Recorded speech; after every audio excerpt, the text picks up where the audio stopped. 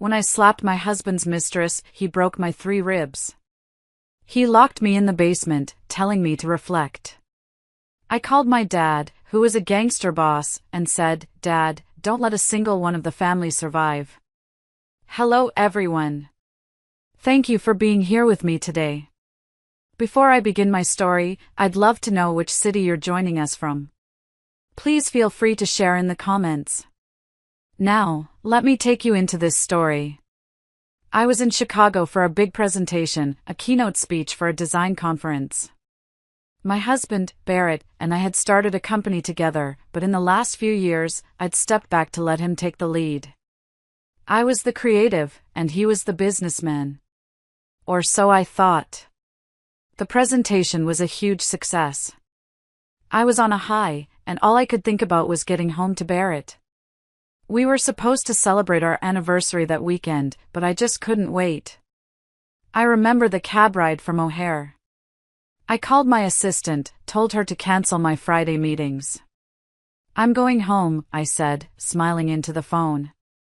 I felt giddy, like a teenager. I bought a bottle of champagne at the airport. I was picturing the look on his face. When the cab pulled up to our home in Greenwich, the house was dark, except for the upstairs bedroom light. It was late, just after 11. I paid the driver, told him to keep the change, and practically skipped to the door, fumbling with my keys. "Barrett, honey, I'm home." I called out, pushing the door open. Silence. The first thing I noticed was the smell. A heavy, musky perfume that wasn't mine. The second thing was the imported Italian marble floor in the foyer. It was cold under my feet, but what was on it made my blood run even colder. A pair of black lace stockings. A red silk bra. They were just dropped. A trail leading up the grand staircase. My heart didn't just pound, it stopped. It just seized in my chest. I set the champagne bottle down, very, very slowly. The click of my stilettos echoed in the cavernous silence as I walked to the bottom of the stairs. "Barrett?" My voice was a whisper. And then I heard it. A low moan from our bedroom. Our master bedroom. I kicked off my shoes. I think a small, foolish part of me was still trying to find an explanation. A movie? Was he watching a movie? But the moans got louder. And then, a laugh. A woman's laugh. It was sickly sweet, and it was familiar. "Barrett, what if your wife comes back early?" I froze. I knew that voice. Taryn. Taryn Vance. My best friend from college. The godmother to our, well, the child we never had. "Don't worry," Barrett grunted. His breathing was heavy, filled with an excitement I hadn't heard in years. "She's in Chicago. She won't be back until tomorrow." "And so what if she does?" "That broke designer. I'm the one who pays for everything anyway." That broke designer. After I had poured my entire inheritance from my mother into his startup. After my designs had won all the awards that put his name on the map. I was a freeloader. I didn't climb the rest of the stairs. I think I floated. My body was numb, but my mind was screaming. I didn't knock. I kicked the door open. The sight burned into my retinas. The two of them, pale and tangled in my sheets. My bed. Barrett scrambled off her. "Mallory," he yelled. Taryn just screamed, pulling the sheet over her chest, but there was a smirk on her face. A provocative, defiant smirk. "Mallory, listen," Barrett started, grabbing for his boxers. "This is all a misunderstanding." "Shut up," I said. My voice didn't sound like my own. I walked straight past him, my eyes locked on Taryn. "You," I whispered. I swung my hand and slapped her across the face with all the strength I had. The sound cracked through the room. Her head snapped to the side. Barrett roared. "Mallory, Are you crazy? He leaped from the bed. I turned to face him, and that's when he did it. He didn't punch me. He kicked me. A full force, powerful kick to my side. He was wearing his heavy work boots. I heard it. A crack. It wasn't loud, but it was sickening. The air just vanished. It was sucked out of my lungs. I couldn't breathe in. I couldn't breathe out. I just folded, clutching my side, and collapsed onto the floor, gasping like a fish. The pain was immediate, a white-hot, blinding fire that shot through my entire torso. I tried to inhale, and it felt like a dozen knives were stabbing me from the inside. Stop the drama and get up, Barrett sneered, pulling on his pants. I couldn't. I was trying to tell him I couldn't breathe, but no sound came out. Barrett, I think you really hurt her, Taryn said, her voice now laced with a tiny bit of panic. She deserves it, Barrett spat, buttoning his shirt. How dare she hit you? Her father is the CEO of Vance Industries. He looked down at me, his face a mask of contempt. You pathetic, nothing. The next few minutes were a blur of agonizing pain. Every time I tried to move, or even breathe, the broken ends of my ribs felt like they were grinding together. Barrett didn't call an ambulance. He grabbed me by the arm, the one on the side that wasn't on fire, and hauled me to my feet. I screamed, a strangled, breathy sound that only made the pain worse. Shut up, he yelled, his face inches from mine. You're going to reflect on what you did. He and Taryn, she was wrapped in my silk robe, I remember that, dragged me out of the bedroom. I was dizzy, my vision spotting with black. They didn't take me downstairs to the guest room. They hauled me through the kitchen and to the heavy oak door that led to the basement. Our basement wasn't finished. It was a cold, damp, concrete cellar where we stored old furniture and Christmas decorations. It smelled like mildew and earth. He opened the door and shoved me. I stumbled, lost my balance, and tumbled down the first few steps, landing in a heap on the cold concrete floor. The impact sent a shockwave of agony through my body so intense that I almost passed out. I just lay there, sobbing and fighting for every single, shallow breath. Don't give her anything to eat, I heard Barrett tell our housekeeper, who was standing at the top of the stairs with a look of pure terror. She needs to stay down there for 24 hours and think about her place in this house. The heavy steel-lined doors slammed shut, and the deadbolt clicked into place. Darkness. It was absolute. I was alone, in the dark, with 3 broken ribs, and a broken life. I don't know how long I lay there. Time just dissolved. My world shrank to the size of the next breath. Inhale, pain. Exhale, pain. I was so cold. I managed to crawl to a corner, pulling an old, dusty tarp over me. I huddled there, shivering, my teeth chattering. Each shiver sent a fresh jolt to my ribs. I started to wonder if I was going to die down there. If he'd come down in the morning and find me, a cold, broken-ribbed freeloader. I must have drifted in and out of consciousness. I felt for the phone in my jacket pocket. It was still there. Miraculously, the screen wasn't cracked. My fingers were so numb and stiff I could barely unlock it.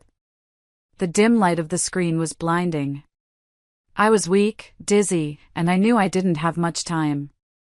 I scrolled through my contacts. Who could I call? The police? What would I say? My husband locked me in the basement? They'd call it a domestic dispute. My thumb stopped at the very bottom of the list. A single word. Dad. A number I hadn't called in 20 years. Not since my mother's funeral. My father, Dominic. He's a complicated man. My mother had run away from him and that life when I was a child. She wanted me to be normal, to be safe. After she died, I chose her path. I went to college, got a design degree, and cut off all ties with the family business. I never even told my father I was getting married. And what did all that noble pride get me? My finger hovered over the call button. I was his daughter. The daughter who had turned her back on him. What if he hung up? I didn't have the strength to call back. I pressed the button. It rang once. Twice. 3 times. I was about to hang up. Yeah. A low, gravelly, authoritative voice answered. A voice I hadn't heard in 2 decades. Dad? My voice was a raw, broken whisper. It's me. Mallory. Silence. For a long, terrifying 5 seconds, there was just silence. I thought he'd hung up. Dad, please, I cried, a broken sob escaping, which made me gasp in pain. Then, I heard a sound on the other end. A chair crashing to the floor. Mallory? His voice was suddenly urgent, sharp. Where are you? What happened? Who hurt you? My husband, I choked out, each word swallowing glass. He broke my ribs. He locked me in the basement. I'm so cold, Dad. Please, help me. Send me your address. Right now. His voice was ice. I'll be there in 10 minutes. Before the line went dead, I heard him yelling, "Get the car. Get Rocco. Now!" With trembling hands, I sent my location. And then, I started to laugh. A hysterical, painful laugh that sent daggers into my chest. Barrett, that fool. He thought I was just some ordinary designer. He had no idea who my father was. Less than 10 minutes. He wasn't lying. I was still huddled under the tarp, my phone clutched in my hand, when I heard the sounds. Not a siren. Nothing so public. I heard frantic footsteps upstairs. I heard shouting. A man's voice, not Barrett's, yelling clear. Then, a sound like a battering ram hitting a door. And then, the basement door didn't just open. It exploded off its hinges, crashing against the far wall. The blinding light from the kitchen flooded the staircase, silhouetting 3 huge men in black suits. Miss Mallory? A voice called out. A burly man with a shaved head and a broken nose rushed down the stairs, his eyes scanning the darkness. He knelt beside me, his face a mixture of professional calm and barely concealed rage. I'm Rocco. The Dawn sent me to get you. He gently moved the tarp. His eyes went to my side, where I was clutching myself. His face hardened. These bastards, he muttered. He looked at the stairs. We need a board. Can't carry you. Your ribs. He barked orders into a small microphone on his cuff. As he was working, I saw 2 of Barrett's security guards, the ones he hired to look tough, lying unconscious at the top of the stairs. Upstairs, I could hear Taryn screaming. Not a scream of pleasure. A scream of pure terror. This is private property. You can't be here.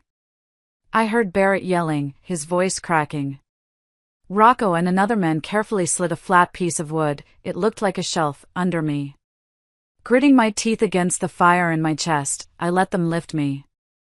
As they carried me up the stairs like a medieval queen on a plank, I saw the scene in my kitchen. Barrett and Taryn were on their knees, held down by 2 other men in suits. Taryn was still in my robe, her face pale and blotchy with tears. Barrett was in his boxers and a half-buttoned shirt, trembling, his eyes wide with terror. Mallory! Who are these people? What are you doing? He screamed, struggling against the man holding him. I leaned weakly against Rocco's shoulder as he helped me into a waiting wheelchair. I gave Barrett a blood-stained smile. Let me introduce you, I whispered, my voice hoarse. This is Rocco. He's my father's right-hand man. And as for who my father is, you'll find out soon enough. That's impossible. Taryn shrieked. She said her father was dead. Rocco wheeled me out the front door, past the trail of her clothes, which were now kicked into a dirty pile. A black, armored limousine was idling in my driveway. The door opened, and for the first time in 20 years, I came face to face with my father. Dominic. He looked older. His hair was more salt than pepper, but his eyes, his hawk-like eyes, were just as sharp as I remembered. Those eyes were now fixed on me, on my pale face, on the way I couldn't sit up straight. Sophia, he started, using my mother's pet name for me. His voice trembled, just slightly. He reached out a hand, then stopped, afraid to touch me. Get her to the medical center, he ordered Rocco. Tell Dr. Evans to prep an operating room. Now. I was gently lifted into the plush leather seats. As the door closed, I heard my father's voice, as cold as ice, directed at Rocco. Leave 2 men. Secure the house. Don't let them leave. Don't let them touch a phone. I'll deal with them when I get back. Then he got in the car with me. He pressed a button, and a soundproof partition slid up. It was just us. Who did this? He asked, his voice quiet. My husband. Barrett, I said, a bitter laugh escaping, which made me wince. I caught him cheating. With my friend. Taryn Vance. Vance? My father's eyes narrowed. Leland Vance's daughter? Yes. He stared at me, then a chilling, murderous glint I remembered from my childhood entered his eyes. He'll have his legs broken. And as for the Vances, leave no one from that family standing. We didn't go to a normal hospital. The limousine pulled into a private underground entrance of a discreet medical center, the kind that doesn't ask for insurance cards. A team was waiting. Dr. Evans, one of the top orthopedic surgeons in the country, was there personally. 3 fractured ribs on the right side, ma'am, he said gently, looking at the x-rays. Numbers 7, 8, and 9. 8 is a clean break. 7 and 9 are hairline, but painful. You're very lucky one didn't puncture a lung. He looked at my father. She'll be off her feet for at least 6 weeks. No strenuous activity. And breathing is going to hurt. Fix her, was all my father said. I woke up in a suite that looked more like a 5-star hotel room. My father was sitting on the sofa, a phone to his ear. I don't care about the market, he was saying. Liquidate it. Yes, all of it. He saw me stir and immediately hung up. How are you feeling? He asked, his voice rough. Like I got kicked by a mule, I whispered.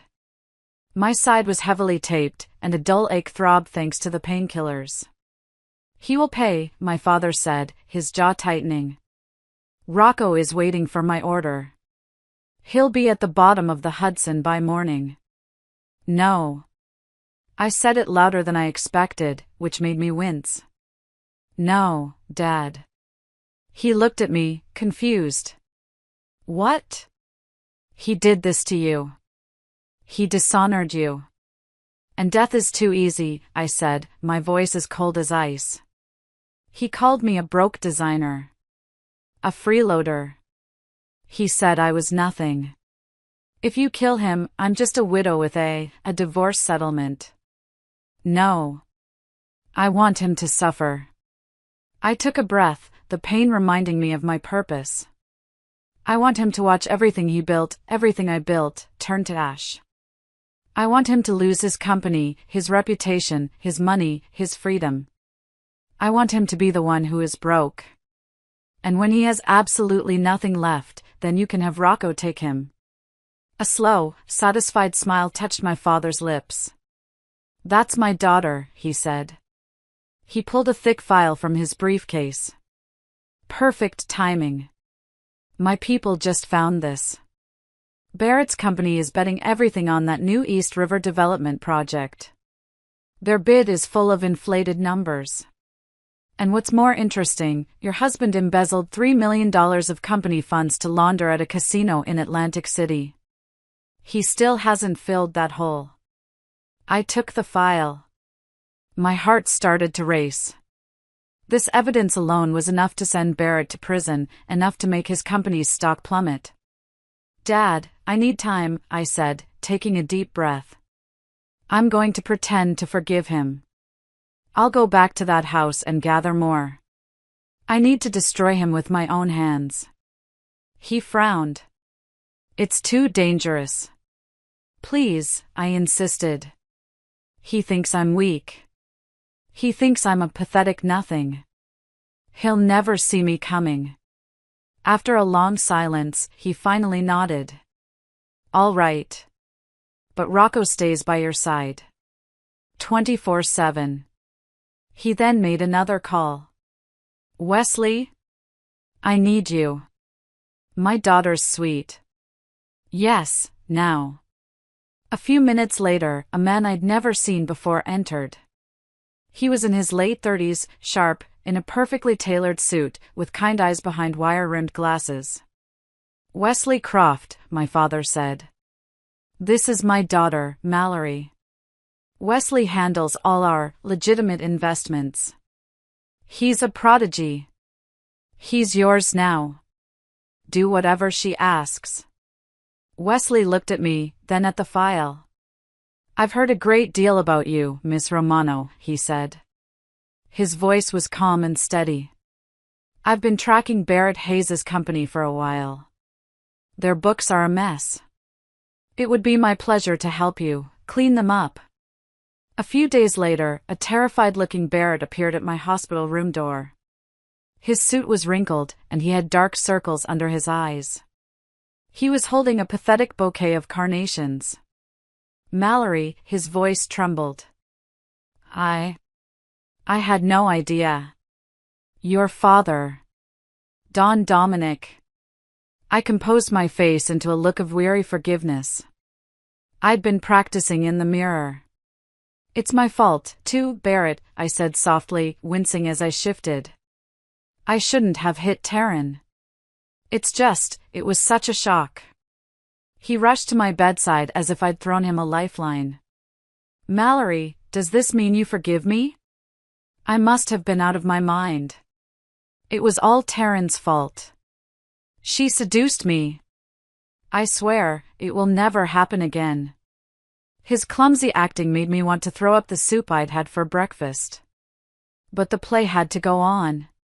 You've already gotten an earful from my father, haven't you? I said. He visibly flinched. He was very clear. About my responsibilities.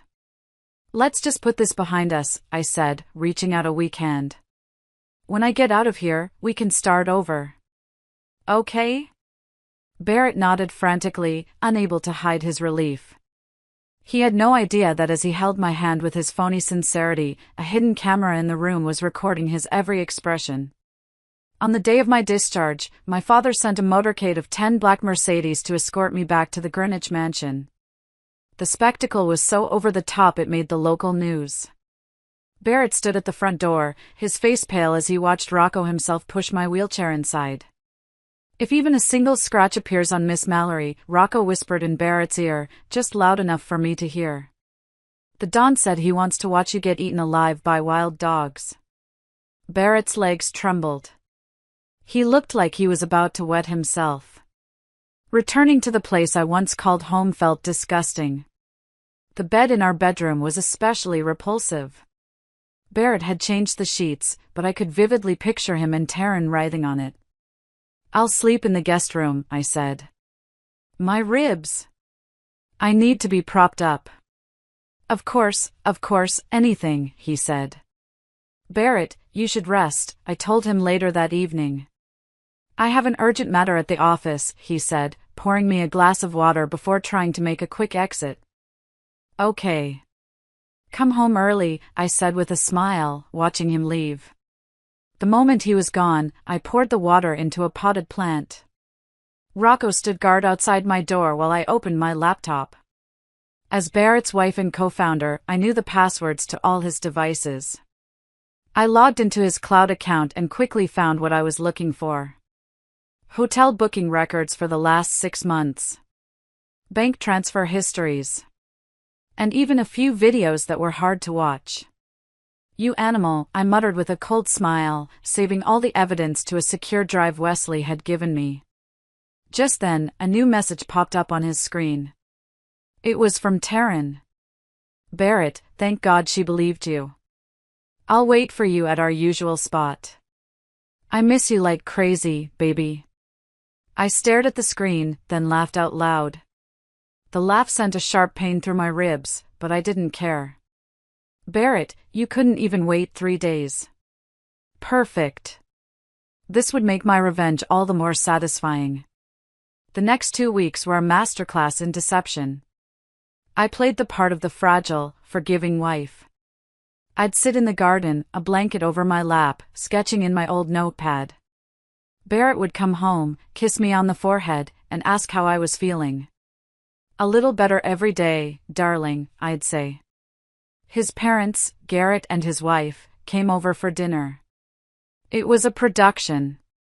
My mother-in-law, who had always treated me like hired help, was now fussing over me, cutting my food, fluffing my pillows. "Oh, Mallory, dear, we are just so sorry about this whole misunderstanding," she gushed. "Boys will be boys, you know. We're just so glad you're part of this family." "Me too," I said, sipping my soup. "Family is the most important thing." Garrett, Barrett's father, was a little more transparent. He was nervous. "Mallory," he said, clearing his throat. "I heard your father, Don Dominic, has been buying up some bonds in the city. Big moves." "Oh, I wouldn't know about that," I said, smiling sweetly. "We don't talk business. We just reconnected. After all these years." Of course, he said, dabbing his forehead with a napkin. They were all terrified. Not of me, but of my father. They thought I was a broken bird with a powerful protector. They had no idea the broken bird was learning to fly and hunt. Meanwhile, Barrett continued his clumsy dance. He was subservient to me in public, but my PI, a gift from my father, was sending me daily reports. Barrett and Taryn were still meeting. Not at fancy hotels, but at a cheap motel on the edge of town. They were getting sloppy. They were getting desperate. I spent my days recovering. I'd have Rocco drive me to physical therapy, which was really a meeting with Wesley in a secure office downtown. "He's bleeding money," Wesley said, pointing to a chart. "He's trying to cover the $3 million hole, but he's doing it by taking out high-interest, unsecured loans. He's desperate to make the East River project work." "Good," I said. "How's our end?" "We've quietly acquired 3% of Hayes Construction stock," Wesley smiled. "Through a shell corporation. And I've been in contact with 2 minority shareholders who are very unhappy with Barrett's leadership. They're willing to sell." My phone vibrated. It was a message from my father. "The anniversary party for Hayes Construction is in 1 week. You will be there. You will be the perfect wife. And then, you will burn them to the ground." I looked at Wesley. "It's time to prepare for the party." "And Wesley? I need you to find me a financial prodigy from Wall Street. Someone handsome, someone who will make Barrett jealous. I want you to attend the party as my guest." Wesley adjusted his glasses. "I think I know just the man," he said, a small smile playing on his lips. Me. This was getting better and better. I spent the next week preparing. I picked out a dress, a deep crimson, blood red, with a slit that showed off my leg.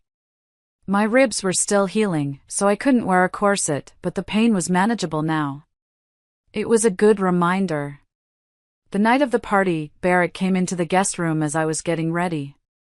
"Wow, Mal," he said. "You look stunning." It's an important night, I said, fastening an earring. The 25th anniversary. I can't have you losing face, can I? He breathed a visible sigh of relief. The foolish man. He really thought I was back. The party was held at the plaza. The ballroom was dripping with crystals and champagne. The moment I entered on Barrett's arm, hundreds of eyes turned to us. They were filled with curiosity, surprise, and mostly, the eager anticipation of a public spectacle. The scandal of a tycoon's wife being locked in a basement had been the whisper of the elite for weeks, but my forgiveness had confused them. Mallory, you look stunning tonight, Barrett whispered in my ear. His hot breath on my neck made my stomach churn. I suppressed my disgust and gave him a radiant smile. My father-in-law, Garrett, and his wife approached, their faces plastered with awkward smiles. My dear! How are your ribs? Garrett said, wringing his hands. We're so grateful for your understanding. I responded with a smile and scanned the room. I soon spotted Taryn by the champagne tower. She was wearing a white lace dress, making her look like a cheap wedding cake. She shot me a look full of resentment. She hadn't been invited, but as the daughter of Leland Vance, a major partner, she was here. I need to go say hello to an old friend, I said, releasing Barrett's arm. I walked over to Taryn. Taryn, it's been a while, I said, my voice just loud enough for people nearby to hear. Mallory, she sneered. Don't be so smug. Barrett is only with you because he's afraid of your father. I silenced her by placing my index finger on her lips. Let's not spoil the mood. There's going to be a fun little show later. Make sure you keep your composure. Before she could react, I turned away and came face to face with Wesley. He was dressed in a perfectly tailored navy suit, his eyes sharp. Miss Romano, he said, kissing the back of my hand. The Don speaks very highly of his daughter. Mr. Croft, I smiled. I was hoping we could speak, after. As the party got into full swing, Garrett Hayes took the stage to boast about the glorious achievements of Hayes Construction, conveniently omitting any mention of a $3 million hole in their finances. Finally, I want to thank my daughter-in-law, Mallory, for her understanding and grace, Garrett announced. What's important is that the family remains strong. Let's raise a glass to this lovely couple. Everyone raised their glasses. I lowered my head to hide the contempt in my eyes, then looked up with a warm smile. Barrett, seemingly moved, took my hand. Mallory, I'll spend the rest of my life making it up to you. You won't need a lifetime, I said softly. You can start right now. Leaving him with a puzzled look, I walked up to the stage, taking the microphone from the MC. Thank you all for attending. My voice was clear and steady. As the wife in this family, I've prepared a special anniversary gift. I gestured towards the lighting booth. The ballroom lights dimmed, and a massive screen slowly descended from the ceiling. Barrett's face tensed. No, Mallory, please don't. He tried to rush the stage, but Rocco appeared behind him, his hand clamping down on Barrett's shoulder like a vice. Enjoy the show, darling, I said, pressing a button on the remote. The high-definition screen lit up. A crystal-clear video of Barrett and Taryn writhing on my marital bed. Complete with graphic audio. A date stamp in the bottom right corner showed it was filmed just 2 days after I'd returned from the hospital. The ballroom erupted. Taryn screamed and ran for the exit, but was blocked by security. My father-in-law's face turned ashen. But that's just the beginning, I announced, switching the screen. Bank statements. Casino surveillance footage. My husband embezzled $3 million of company money to gamble in Atlantic City. And finally, I played an audio recording. Barrett on the phone with a demolition crew. I don't care if 1 or 2 of them die. The important thing is that the site is cleared by tomorrow. The ballroom fell dead silent. I walked step by step towards the ashen-faced Barrett. For 3 years, my designs won awards that raised your stock price 30%. My voice was quiet but sharp. And in return, you gave me betrayal, violence, and 3 broken ribs. Barrett's legs gave out. He collapsed to his knees. Mallory, I'm so sorry. I was wrong. But I forgive you, I suddenly raised my voice, turning to the stunned guests. Because I am just that loving of a wife. The room buzzed with confusion. My father-in-law, Garrett, as if granted a pardon, scrambled onto the stage and snatched the microphone. It's a misunderstanding. As you can see, my daughter-in-law has forgiven my son. Now, everyone, please, enjoy the party. He was trying to do damage control, but the damage was done. The investors were already clustered in a corner, their faces grim. The reporters were frantically typing on their phones. I descended from the stage, walking through a sea of complicated stairs, toward the corner where Wesley was waiting. He handed me a glass of champagne, his eyes shining with admiration. A magnificent performance, Mallory. It's just the beginning, I said, taking a sip. The next morning, the financial world exploded. The video had been leaked, by Wesley, to every major news outlet. The hashtag Hayes scandal was trending. By the time the market opened at 9:30 a.m., Hayes construction stock was in a freefall. I was in Wesley's high-tech office, which he'd set up in a discreet downtown building. We had 3 monitors open. One showed the stock ticker, one showed the news, and one showed a secure feed of our own accounts. The board is requesting a trading halt, Wesley said, his voice calm. But it's too late. The short sellers are having a field day. Good, I said, sipping my coffee. When does our plan go into effect? Now, he said.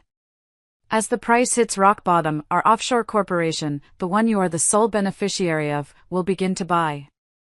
We're not just short selling, Mallory. We're executing a hostile takeover. My phone rang. It was Barrett. I let it go to voicemail. It rang again. My father-in-law. I ignored it. The rest of the week was a blur of beautiful, calculated chaos. I retreated from the public eye, playing the part of the humiliated wife. I let Barrett leave desperate, pleading voicemails. Mallory, please. You have to talk to your father. He's the only one who can stop this. We're losing everything. The banks are calling in my loans. The board is trying to oust me. Please, I'll do anything. I sat in my hotel suite, I'd left the mansion, of course, and listened to his messages, a small smile on my face. Wesley came by that evening with a bottle of wine. We've hit our first target, he said, pouring me a glass. We now own 5% of Hayes Construction. The 2 minority shareholders you impressed at the party? They sold their combined 8% to us this afternoon. You are now, secretly, the 3rd largest shareholder. I took the glass. It's not enough. I want it all. Patience, he said. We're just getting started. The board has called an emergency meeting for tomorrow. They've invited me as a representative of the new, concerned investors. They invited the fox into the henhouse, I laughed. Exactly, he said. And I'm going to suggest a full, independent audit of all company finances. Especially the East River project. And I'm going to nominate a new interim COO to oversee it. Someone with a fresh perspective. Who? I asked. He smiled. Me. This was better than I could have imagined. Barrett wasn't just losing his company. He was being replaced by the very man who was helping me tear him down. While Wesley was handling the corporate demolition, I was handling the personal. Something about Taryn still bothered me. She had disappeared after the party, and her father, Leland Vance, had issued a statement condemning Barrett and supporting his poor, victimized daughter. It was all PR nonsense. But my gut told me there was more. I was still recovering from my ribs, the ache was a constant, dull throb, a reminder. I had a follow-up appointment with Dr. Evans. As I was leaving the discreet medical center, I saw a familiar figure trying to slip out a side door. It was Taryn. She was wearing a hat, sunglasses, and she looked pale. But what caught my eye was the clinic she was exiting, obstetrics and gynecology. I quickly ducked around a corner. I called my private investigator, Taryn Vance. She was just at the Chapman Clinic, OB/GYN. I want to know everything. An hour later, I had the answer. Taryn was pregnant. About 8 weeks along. I did the math in my head. 8 weeks. The party was just last week. That meant. I pulled up my phone and checked the files I'd stolen from Barrett's computer. The hotel receipts. The bank transfers. And his travel itinerary. My blood ran cold, then hot. 8 weeks ago, Barrett Hayes was in Singapore and Hong Kong on a business trip. A 6-week-long trip. He hadn't been in the country at the time of conception. The baby wasn't Barrett's. I laughed. This was a soap opera. So who was the father? I called my PI back. I need you to look into Taryn's finances. Specifically, any large, unusual payments. The next day, I got another report. Taryn had been receiving monthly payments. $100,000 every month for the last 3 years. Not from Barrett. From a shell company. A shell company that my father's team traced back in under an hour. It belonged to my father-in-law, Garrett Hayes. I had to sit down. My head was spinning. Garrett. The old, sanctimonious patriarch. He wasn't just paying Taryn to be his son's mistress. He was, what? Paying her to keep quiet? And then, another, darker thought clicked into place. The dates. The PI had pulled Taryn's visitor logs from her apartment. Garrett Hayes had been a very frequent visitor. Especially when Barrett was out of town. Oh my God. I called Wesley. I need you to do something for me, I said, my voice shaking with a new kind of rage. I need you to get a DNA sample from Garrett. A cup he used, a napkin, I don't care. And I need you to run a test against Taryn. Mallory, what's going on? Just do it, I said. I think I just found the key to destroying them all. For good. Taryn wasn't just Barrett's mistress. She was his father's mistress, too. And she was pregnant with his father's child. This family wasn't just corrupt. It was rotten to the core. This changed everything. My revenge plan had just been upgraded from demolition to a nuclear strike. The opportunity presented itself a week later. A major charity auction at the Metropolitan Club. One of those high society, CNBC events.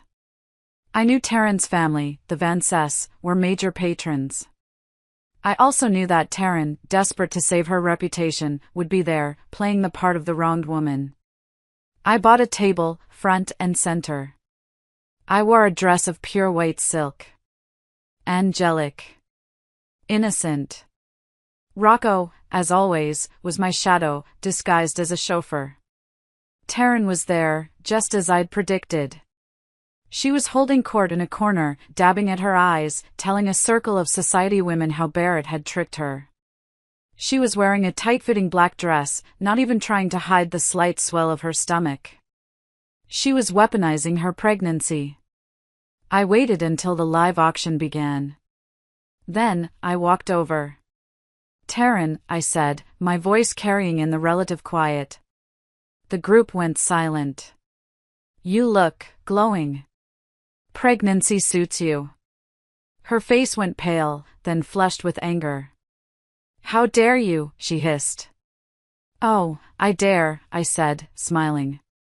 It's just, I'm a little confused. I've been looking at Barrett's calendar. He was in Asia for all of May and June. And you're, what, 8, maybe 9 weeks along? The math is just so tricky. The women around us gasped. Their eyes darted from me to Taryn's stomach. You're lying, she shrieked. Barrett was here. He came back for a weekend. Did he? I said, feigning confusion. That's not what his passport says. But you know who was in town? His father, Garrett. He visited your apartment, let's see, 6 times that month. Must have been comforting you while his son was away. Taryn's face crumpled. She knew. She knew I had her. The circle of women melted away, not wanting to be associated with this. You're a monster, Taryn sobbed. No, I said, leaning in. I'm just a woman who's very, very good at math. I turned to walk away. And then, she did something stupid. She lunged at me, her hands raised like claws. I'll kill you. I didn't even flinch. Rocco, who had been standing by the door, moved in a blur. He didn't touch her. He just stepped in front of me. Taryn, blinded by rage, tried to swerve. Her high heel caught on the edge of the plush rug. She stumbled, arms flailing, and fell. Hard. She fell spectacularly, right at the foot of the stage, in front of everyone. She screamed. A horrible, gut-wrenching scream. And as she scrambled to her feet, a dark red stain was spreading across the back of her white dress. Oh, my baby, she shrieked, clutching her stomach. My baby! The ballroom descended into chaos.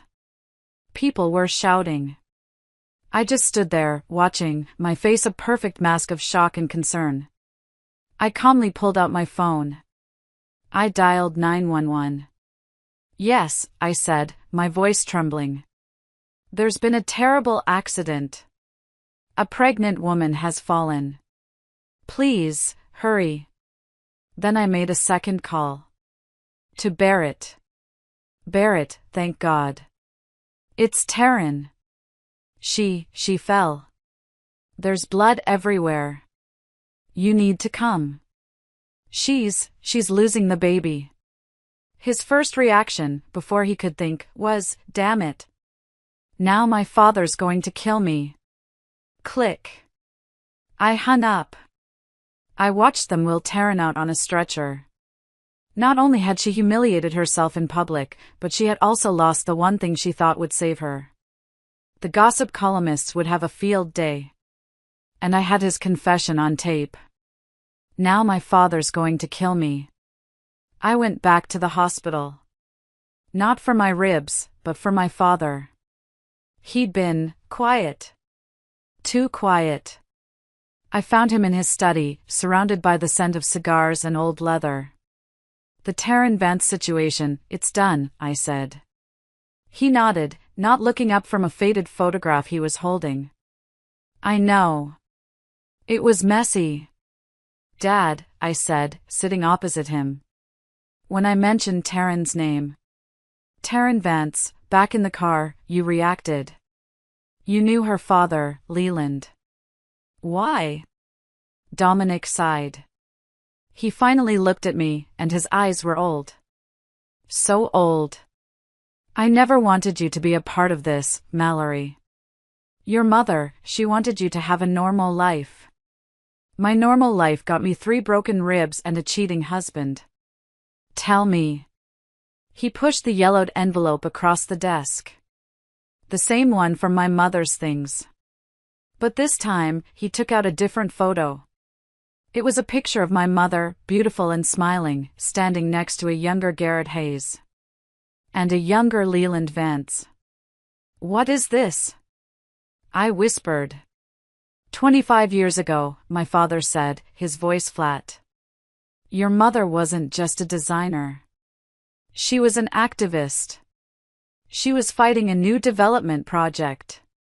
The company was cutting corners, using non-code materials, and the site was polluting the local water. What does this have to do with? The company was Hayes Construction, my father said. A joint venture with Vance Industries. Your mother, she got proof. Not just of the pollution, but of something worse. A protester died at the site. Beaten to death by company security. Your mother had a video. She was going to go to the police. I dug my nails into my palms. What happened? Garrett and Leland found out. They went to see her. They offered her money, a divorce settlement from me, anything. She refused. The next day, the police ruled her death an accidental fall. I knew it wasn't. I'd been collecting evidence for 20 years, but their roots in politics and business run too deep. I could never make it stick. I stared at the photo, my vision blurring. The truth I had been told, it was all a horrific lie. My mother. Murdered. By my father-in-law, and the father of my husband's mistress. What about the security guard who did the beating? I asked, my voice a raw whisper. Dead, my father sneered. Died in a car accident 3 days after your mother's funeral. You were waiting for this, I said, a horrible realization dawning. You were waiting for me to find out. I didn't want you to be blinded by my revenge, he sighed. But now you have your own reasons. I stood up and walked to the window. The gentle, kind mother who had taught me to paint, who sang me to sleep, had met such a brutal end. Dad, I said, turning back, my voice strangely calm. They have to pay the price. In blood. Not just Barrett. The entire Hayes and Vance families. I want inheritance of blood. A look of dark satisfaction crossed my father's eyes. Do you have a plan? Oh, yes, I said. Garrett Hayes' 60th birthday party is next week. And I'm going to give him a present he will never, ever forget. Garrett Hayes' 60th birthday party was the pinnacle of denial. Despite the public scandal, the stock crash, and the unfortunate incident with Taryn, Garrett was determined to project an image of power and stability. The mansion was lavishly decorated, a string quartet playing. I arrived, with Barrett. He was a broken man. His father had forced him to come, to put on a united front. He was pale, shaking, and wouldn't look me in the eye. He was just a puppet, and I was done with him. My sights were set on the puppet master. I wore a black dress. Simple, elegant, funereal. At my throat was a simple pearl necklace. My mother's. My dear, you came. Garrett boomed, greeting me with a broad smile. His eyes lingered for a moment on the pearls, and his face subtly tensed. I wouldn't miss it, Father, I said with a sweet smile. I'm so glad you remember them. Garrett forced a composed expression and led us to the head table. The party reached its peak, and the MC announced the toasts. Garrett took the stage, boasting about his legacy, never once mentioning the scandals. And finally, he said, raising his glass, I want to thank my wonderful daughter-in-law, Mallory, for her grace and understanding. Family is everything. As applause broke out, I gracefully stood up and walked toward the stage. Under the table, Barrett desperately tugged at my dress, but I easily sidestepped him. You're too kind, Father, I said, taking the microphone. As the daughter-in-law of this family, I've also prepared a special birthday present for you. I gave Wesley, who was standing by the tech booth, a nod. The large screen in the ballroom descended. Garrett's face tightened, a sense of foreboding in his eyes. First, I said, let's take a look at the actual blueprints for the East River project. I pressed the remote. The real plans, showing cheap, non-code materials and fake safety reports, flashed on the screen. Several city officials in the crowd paled. Mr. Hayes, what is the meaning of this? Shouted the director of city planning. It's a misunderstanding. Garrett rushed the stage. But I quickly moved to the next slide. Next, we have the transaction history of Mr. Garrett Hayes' Swiss bank account. For the past 3 years, you've transferred over $100,000 a month to Miss Taryn Vance. The ballroom fell dead silent. Taryn, who was sitting in a dark corner, let out a small scream. And finally, my voice suddenly turned sharp. Miss Taryn Vance's pregnancy diagnosis. If you calculate the date of conception, my husband, Barrett, was on a business trip in Asia. That's a lie. Barrett shot up from his seat. I also have the DNA test results right here, I said calmly, displaying the final slide. The lab report was clear. Paternity confirmed. Father, Garrett Hayes. Darling, I said, turning to my husband. The results say the child, the one Taryn just lost, it wasn't your brother. It was your child. The ballroom exploded. Barrett looked at the screen, at his father, and back at the screen. He let out a primal roar, like an animal, and lunged, not at me, but at his father. He tackled Garrett, sending them both crashing into the birthday cake. You slept with her? He screamed, punching his father in the face. The situation devolved into complete chaos. Board members were leaving. Bankers were tearing up loan agreements. Reporters were snapping photos furiously. I descended from the stage, walking calmly through the sea of shocked stares. Behind me, I could hear Barrett's roars and Garrett's sobs. It was a beautiful, beautiful sound. CTA. My friends, as you can imagine, at that moment, standing there watching that entire, rotten family implode, it was a long way from the cold, dark basement. If you are still listening to my story, if you've been here with me through all of this, please, help me by liking this video and commenting with the number 1 down below. It lets me know that you're out there, and that you're wonderful for hearing me out. It lets me know you've been on this journey with me. Your support is an incredible encouragement. Please, just comment with the number 1 so I can see you. And now, you need to hear what happened next. Because it wasn't over. Not by a long shot. As I walked out of that ballroom, the sounds of chaos fading behind me, Rocco was at my side in an instant. The car is ready, Miss Mallory. Good, I said, my voice even. I want to go to the hospital. I want to see something for myself. I wanted to see Garrett Hayes wheeled into the emergency room. We were halfway there, driving through the dark, quiet streets, when Rocco suddenly tensed. We're being followed, he said, his eyes on the rearview mirror. I looked back. A black, unmarked SUV, its headlights off, was closing in fast. Is it Barrett? I asked. No, Rocco said, his knuckles white on the wheel. He's still at the party, crying over the cake. This is someone else. The SUV pulled up alongside us. And then, it swerved, slamming into our car. I was thrown forward, my seatbelt locking painfully. The impact, even in our armored car, sent a jolt of pain through my healed ribs, a phantom echo of Barrett's kick. Get down! Rocco yelled. He wrenched the wheel, but the SUV hit us again, trying to push us off the road and into the guardrail. In that instant, 2 motorcycles roared onto the scene, seemingly from nowhere. Their riders, dressed in black, fired at the SUV's tires. The SUV lost control, flipped several times, and crashed into a concrete divider, exploding in a fireball. They're from the dawn, Rocco said, his breathing not even heavy. He smoothly corrected the car and continued driving, as if nothing had happened. Are you all right, miss?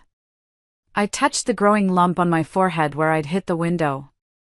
I gave a cold smile. Barrett must be truly desperate. Or Taryn. Or maybe Leland. It doesn't matter, Rocco said. They're amateurs. And they're finished. Back at the safe house, a discreet penthouse my father kept in Tribeca, I called him. Dad, they sent people after me. I know, his voice was grim. I handled it. It's time to end this, Mallory. Leland Vance. He's the one who gave the order. He's desperate. His company is collapsing after your presentation. It's not enough, I said, walking to the window. I need to see them all pay. My father agreed. It was time. The next night, a silver van pulled up outside the cheap motel where Taryn was hiding. My men, Rocco's men, were professional. They took her, and they took Barrett, who was now a person of interest in his own father's assault case. They were brought to an abandoned warehouse at the docks. I was already there, sitting in the shadows, a single spotlight on two empty chairs. What is this? Barrett shrieked when they pulled the hood off his head. Who are you? Shut up, Rocco said. They threw Taryn into the other chair. She was a wreck. Her face was bruised, her hair matted. Barrett, I said, stepping into the light. His eyes widened in terror. Mallory! Thank God! You have to help me. These people kidnapped me. They work for me, you idiot, I said. This is all your fault. Taryn screamed at me. You ruined everything. That baby was my golden ticket. A golden ticket? I said. Is that what you call your father-in-law's child? Your brother-in-law? Barrett whimpered. Mallory, please. I was wrong. I was so wrong. It was all Taryn. She planned it. She pushed me to do it. She's the evil one. And my father. It was my father. He's the one who got her pregnant. I'm a victim, too. A victim? I said, walking circles around him. A victim who broke his wife's ribs? A victim who embezzled $3 million? A victim who hired a man to run his wife off the road tonight? No! That wasn't me. That was Leland Vance. Taryn's father. He said it would solve all our problems. I tried to stop him, he sobbed, tears and snot running down his face. Please, Mallory. You have to believe me. She's worthless. Take her. Just let me go. I'll give you anything. I'll sign the divorce papers, the custody, anything. Taryn just stared at him, her face a mask of pure hatred. You spineless bastard. Thank you, Barrett, I said. That's all I needed to hear. I clicked a small recorder in my hand. Rocco? The warehouse doors slid open, and the flashing blue and red lights of police cars flooded the room. Two detectives walked in. Barrett Hayes, one said, you're under arrest for conspiracy to commit murder, embezzlement, and multiple counts of fraud. Taryn Vance, you're under arrest for conspiracy and fraud. Barrett looked at me, his face a mask of disbelief. This was all a setup? Enjoy your 20 to life, darling, I said. I'll be sure to send you a Christmas card. 4 days later, a seismic shock hit the New York financial world. The Romano Group officially announced its acquisition of Hayes Construction. As the heir to the group, I held a press conference. I wore a Chanel suit and my mother's pearls. I announced a complete overhaul of the company, a new commitment to safety and ethics, and the establishment of a victims fund for the families affected by the East River Project, and by the crimes of Garrett Hayes and Leland Vance 25 years ago. A reporter asked, Miss Romano, as the new CEO, what are your thoughts on your husband, who is being investigated for murder for hire? I looked directly into the camera. I trust the law will deliver a just verdict. Personally, I feel a deep sense of regret over Mr. Hayes' actions. My only focus now is on healing, and on making this company one my mother would have been proud of. After the press conference, Wesley was waiting for me in the new boardroom. The final acquisition papers, Miss Romano. All they need is your signature.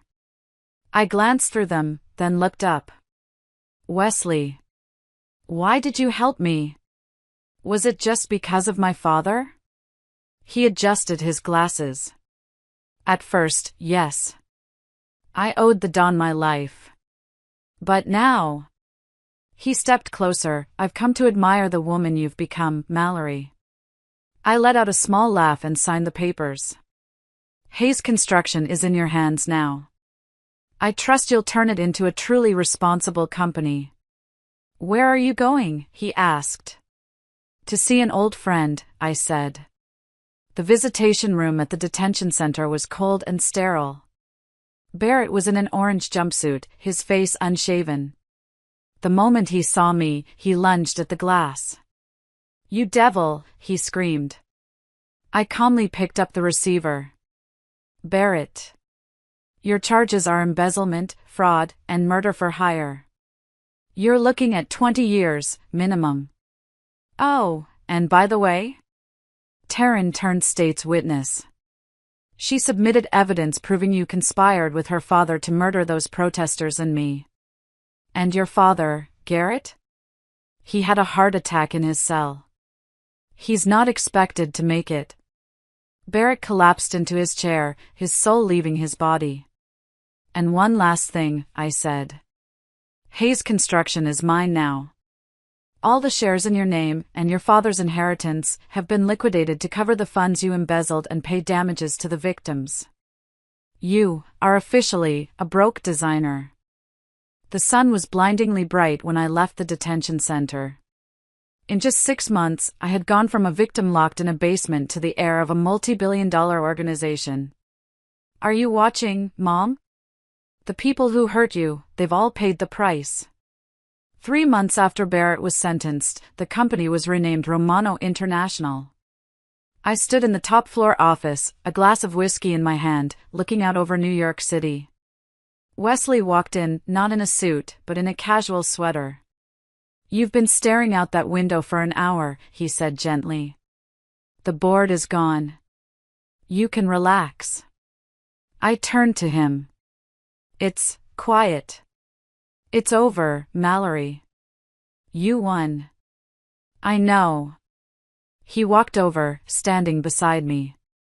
Your father told me something. He said 20 years ago, my mother saved your father's life in a fire at a chemical plant. A fire set by Leland Vance. This brooch. He took a small box from his pocket. Inside was an exquisite pearl brooch, a matching piece to my mother's necklace. She left this behind. I took it, my eyes filling with tears. Sophia, he said, using my old nickname, I know this is sudden. But I want to be with you. Formally. He knelt. A year later, my father, his health surprisingly improved, walked me down the aisle. At the end of it, Wesley was waiting. I had tied my mother's brooch to my bouquet. On our honeymoon, I whispered to him, I think I'm pregnant.